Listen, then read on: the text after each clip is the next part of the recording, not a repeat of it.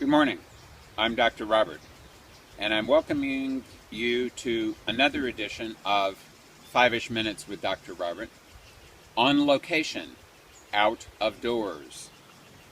And I am pleased to introduce you to this fine tree who is going to be my assistant in this experience. Today is actually kind of a book report as well. And it's a book report on a book called Kinship with All Life by J. Allen Boone. It's a book that I believe everyone should read. Mr. Boone was a script writer about 100 years ago, and he had a very interesting experience with the most famous dog star of the time, Strongheart. Read the book, you will enjoy it.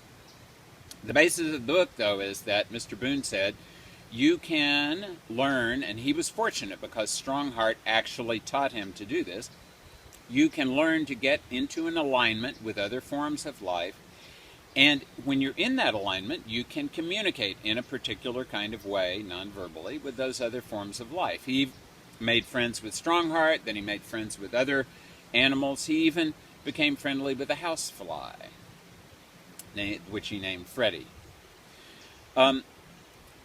I have taken the advantage of this tree to bring the tree into as my assistant today, because this tree is not moving like a fly or a dog or someone else would, and because it is a tree that I have come to know relatively well, and it's a tree with which I have become friendly.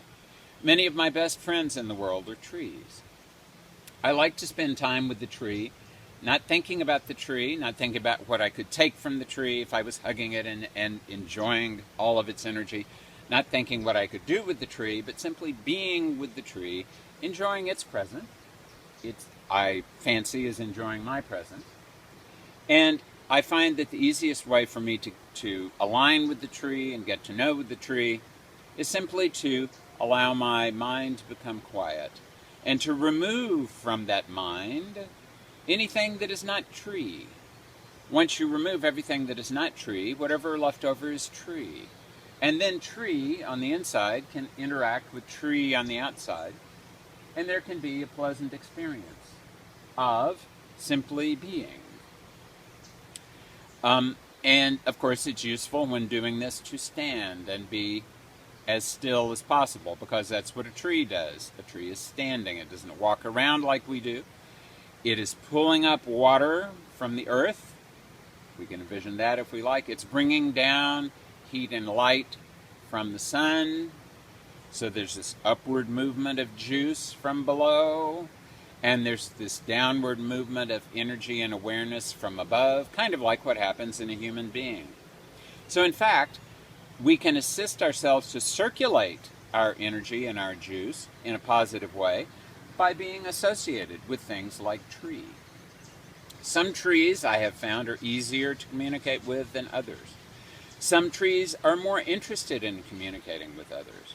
And of course, in addition to trees, as you can see, there are a number of other plants around you that you can communicate with.